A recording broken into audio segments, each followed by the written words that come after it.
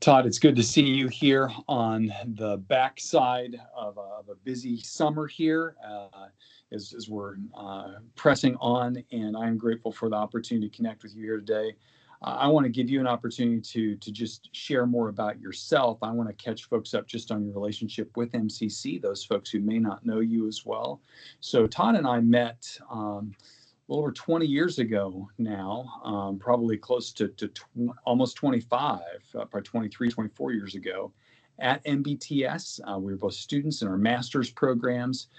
Todd was back for a stateside assignment from Bosnia at that time, where he was serving as a translator with Pioneers. He still serves with Pioneers with his family.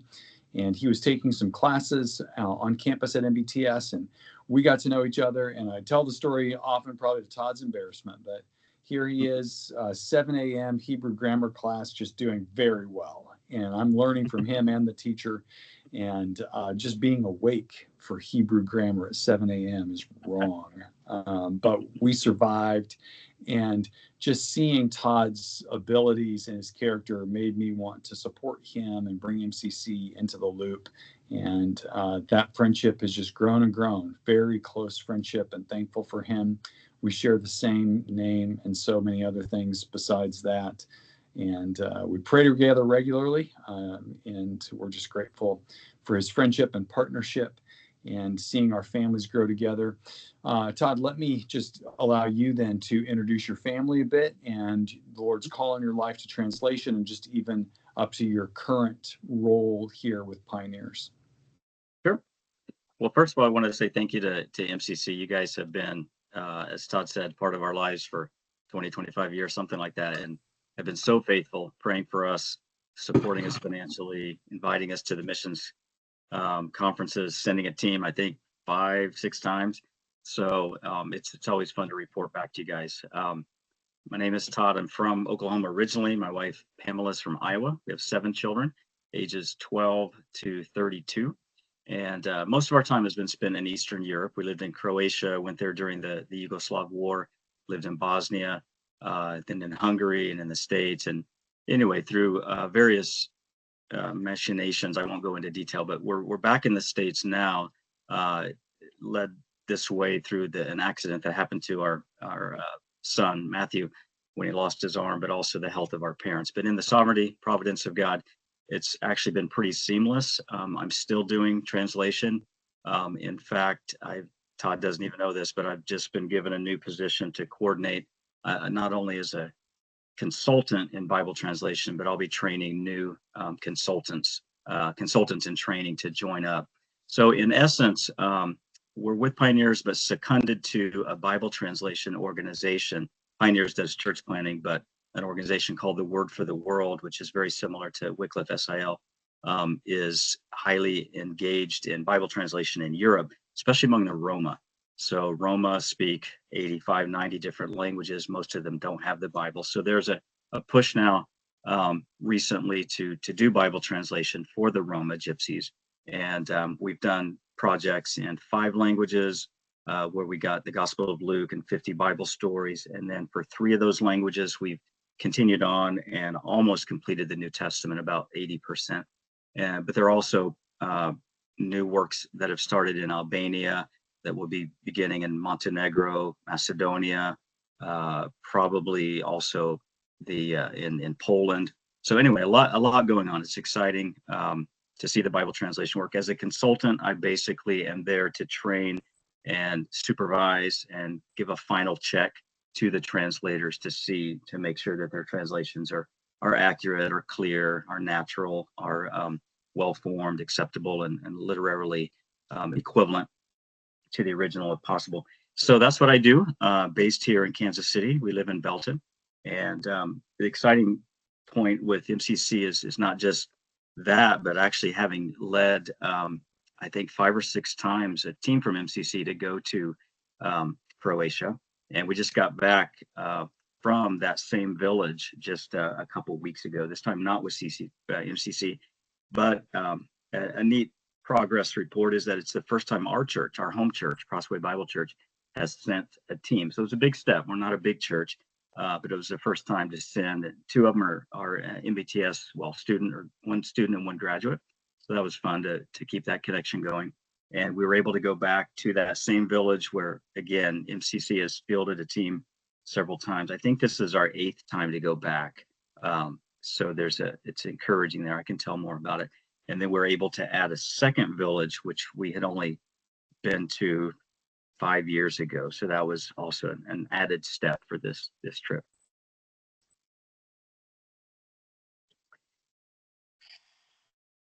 Well, Mr. Price, you've given us quite a few things that have happened recently. Is there anything else that you would want to tell us about what's been going on? A recent trip, perhaps, or just how things have been going for you? Sure, I can give more detail about the team. Pioneers has a team on the field living in the town of Slavonski Brod, Croatia, which is where my family and I lived for a while. So each year as possible, my family, which is usually Pam and myself, and Daniel, who's now 16, and Ariella, who's 12, we try to take a team over. Either we receive a team when we live there, or we take a team now that we live here. So this was what we just did from June 19th to July 4th. So what that means is basically this is a Roma village that has about 1,000 people, no believers that I know of. There is one small Bible study, and that's good, but it's a place where there's not really much gospel witness. So it's about an hour and a half away from where the Pioneers team lives. So what we do is when we take a team over there, we have prepared for the most part our curriculum. The only and we'll focus it on, it's kind of like a vacation Bible school, but very much simplified. We meet outside in a field. You never know how many kids are going to show up. You're always praying that it doesn't rain or that it's not too hot, that the mosquitoes aren't too crazy. But again, God's been gracious in giving us almost. We've missed very few sessions because of the weather. But anyway, so we took a team over, and because the Gospel of Luke is the only thing translated in that language, we focused on chapters 3, 4, and 5 of Luke so that we could also play the audio for them in their languages. We act out the Bible stories and do memory verses and games and things in Croatian, which they speak, but we also want to emphasize their Roma language. And so we would play, for example, just the way we do it, go into the village. Kids are always happy to see us, 50, 60, 70 kids come running, give out a t-shirt. So they all have a t-shirt that they belong to the club, get together for music, some fun singing just out on the field. We just lay a tarp down and bring our equipment out there. And then after that, we'll teach them our theme verse, and then we'll give them some questions about, again, this focus was, who is Jesus? He's God's beloved son. Who has all authority? The Lord Jesus does. He has all power. And we gave some examples and then acted out stories of Jesus's baptism and temptation, and then the healing, several healing stories from early Luke. And then we had a craft that went along with that, and then played some games. So we did that for a couple of days, and I was telling Todd before this that we were able to add a second village, one that MCC's never been to. It's a smaller village, but it's about 15 minutes away from where we stay, but in the opposite direction. And I wasn't sure how we'd be received since we hadn't been there since 2019. But again, we were well received. The village has grown. We were expecting maybe 20, 30 kids, and we had 60 or even 70 there. I think there were about 150 kids all total. It's hard to count, but that includes adults. We love it when the moms and dads and grandmas will just stand around because it's outside. It's for anybody, and they listen as well. So we did those programs, and then we ended. Well, I should say we emphasized their language that's been translated by playing the audio version of either that passage of scripture or the simplified story, and then we handed out Bible stories to the kids. And that was encouraging. It's a diglot, which means Croatian on one side and then the Roma language on the other. And they had not received those before. And then in the second village, which is Bayash, another language, we did that, but we also gave out the Gospel of Luke. So made sure that every family had access to that. So that's what we worked on. And then we had a teen camp for those who were too old, basically, to come to VBS. We brought them to the ministry house where we stayed and that was more formal. The couple of the well, we had various things. We the two guys preached, and then the two ladies gave testimonies, and then we had games outside, and then made some crafts and did board games and things as well. And the idea is these are kids we've known for quite a while, most of them, but now they're too old for VBS. But that was encouraging that they came. I think we had about 15 of those as well. And then we always put in a day of tourism. So we went to the capital city in Zagreb, Croatia, and then they left early on a Saturday morning. So yeah, it was very good. And then my family and I added about 4 or 5 days to go back to Slavonski Brod, Croatia, where we used to live, so we could hang out with the team and visit some of the translators and people that we knew. So it was excellent. It was very tiring. I caught something, I think. I'm still kind of jet lagging, and our son Daniel's still sick as well. But anyway, glad to be back. Thankful that it did go well. And then translation, as I mentioned, is going well. We're in Romans for 3 of the languages, Romans 3. So that's very rich, very fun, very slow process, but it's going well. As I said, we're on task to probably finish the New Testament in early next year. And then I'll be taking on some responsibilities for helping train some others. So again, that's good. We hope to have, as many Bible completions in the next, 10, 15 years as we can for Europe. They estimate there's probably about 30 or 40 more languages in Europe that still need a translation. So anyway, that's what we're doing. Wow, so fun to hear of this. I want to follow up with a couple of questions. First of all, your new role. So helping with those who are going to be consultants, just unpack some of the job description bullet points on that for us. Sure. It's pretty new. We're still developing it, but in essence, the director for Europe was basically responsible for everything, and it was just becoming too much. And as the projects grow, it was just, we need more consultants. So I am a consultant, and that's what I was focusing on full time, was these 3 languages. But the leadership of the Word for the World asked if I would kind of take on that role to help train other consultants. So it's a couple things. It'll be people that have normally the steps, so to speak. You have translators, excuse me, who are normally mother tongue speakers of the language they're translating into. And then you have an exegete on the team who usually is not a mother tongue speaker, but has had experience translating other languages or has biblical languages training. So, and then the consultant is there's also another one in there, a community checker that uses it in Bible studies and gives feedback. But then there's the consultant who kind of makes sure everything is where it needs to be at the end. So we need more of those, but it wasn't doable for the director to be training them all. So we have 3 or 4 people in the pipeline that are exegetes, but then would like to become consultants. And you may have heard in the Bible translation world, that seems to be the bottlenecks, just there aren't enough consultants. Anything that's done under the auspices of FOBI, which is the Forum of Bible Agencies International, which is kind of the umbrella organization, the SIL, Word for the World, all the organizations, American Bible Society, United Bible Study, kind of come together and say, these are the standards. Let's keep these standards for translation, so we know that everybody is assured of a quality translation. So that's kind of in that frame, or under that umbrella of organizations working. One of the things you hear often is, well, we just don't have enough consultants, and many of them are older and are retiring. So it's a real need to train more. So I'll be helping them kind of in their growth process. And there are different levels. You can be a consultant for one language, or for a country, or for a region, or for international. And then helping, I think, also to help figure out who's going to take which books, which projects, because that's always a challenge. If you have multiple languages going on, which consultant is going to take which language or which book of the Bible, depending on the speed. Sometimes we'll divide it up. In a perfect world, you'd have the same consultant for consistency, but that doesn't always happen with other commitments. So deciding who's going to check which books of the Bible, and making sure that we keep on task of our goals of when we'll be done. So that should be good.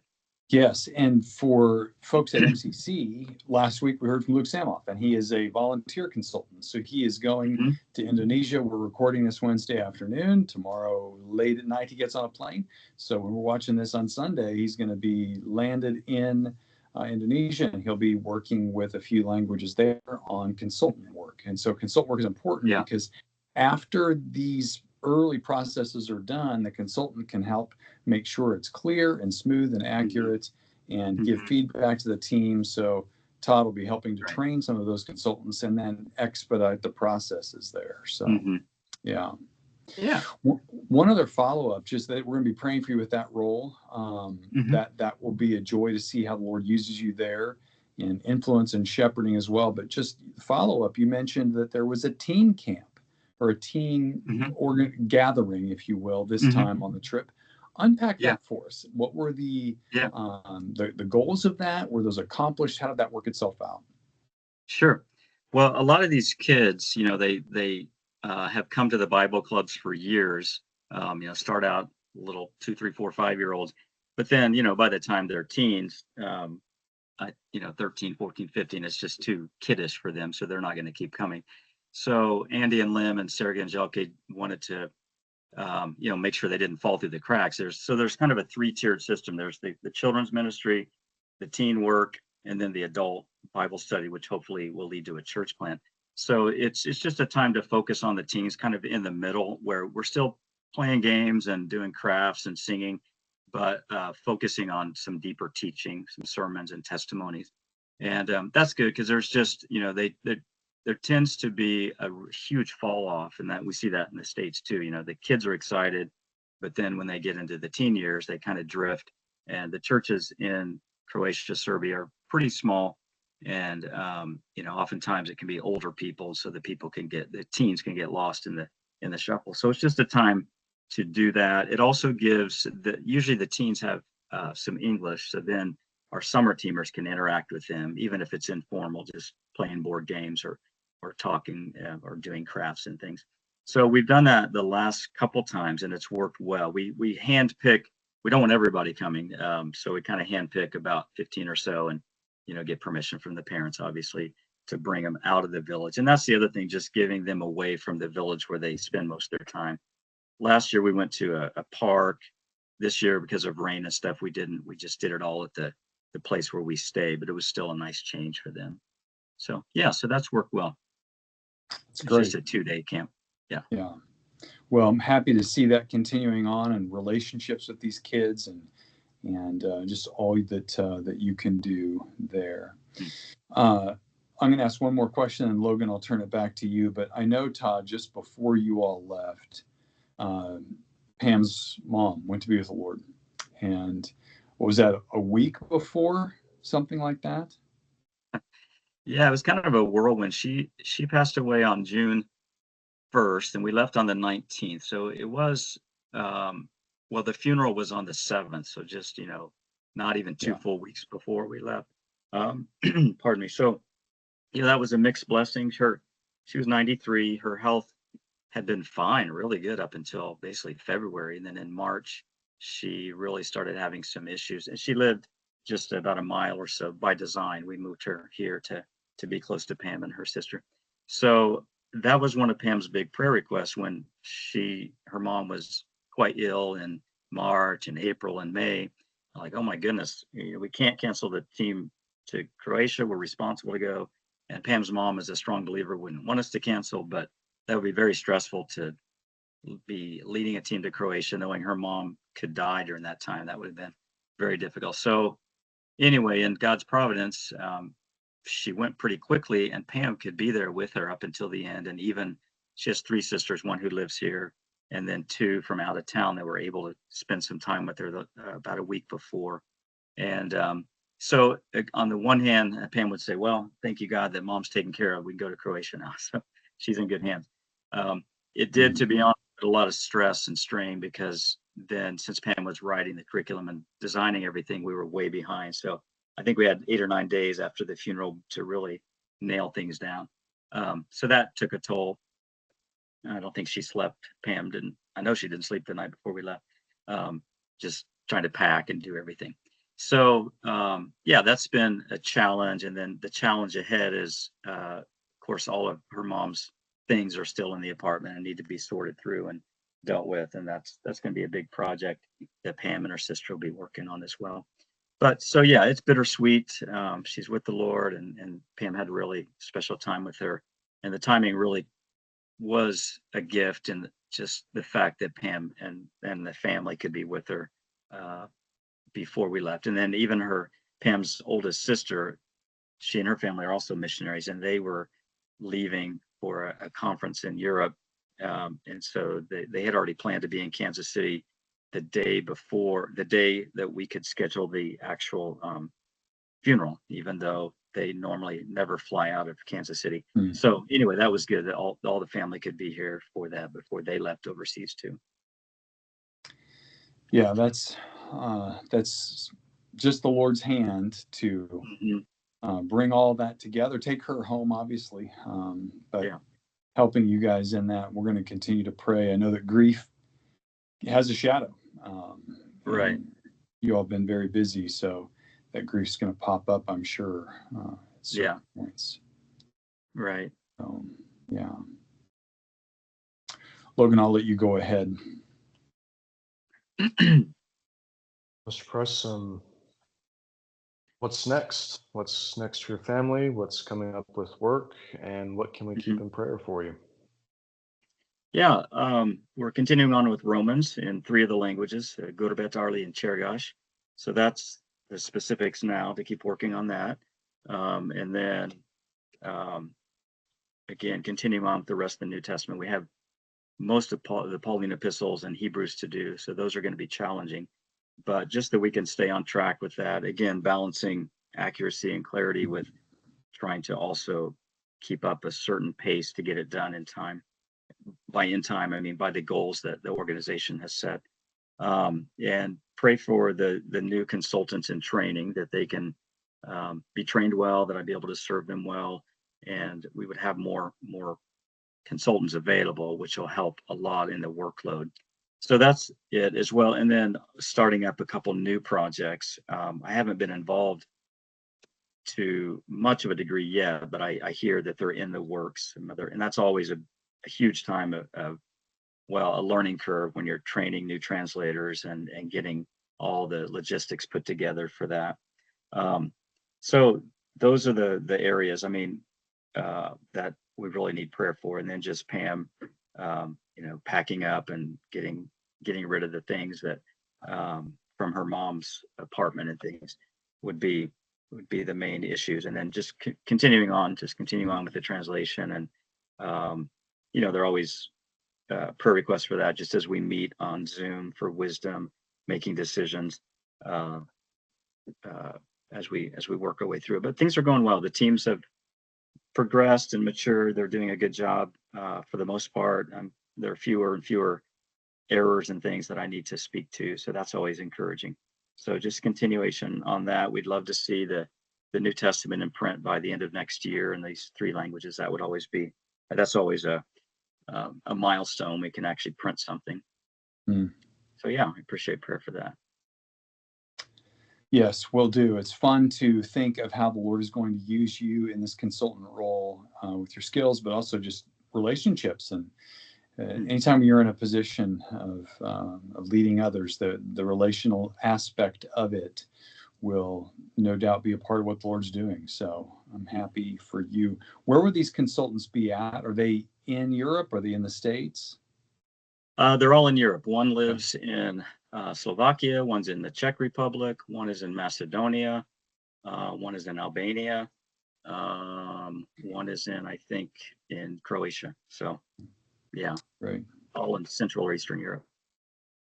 So happy for the relational matrix right now the Lord has for you, and smooth structures there with the folks that you lead, both with this new opportunity, but also with the translators that you have there on the ground now. So that's great.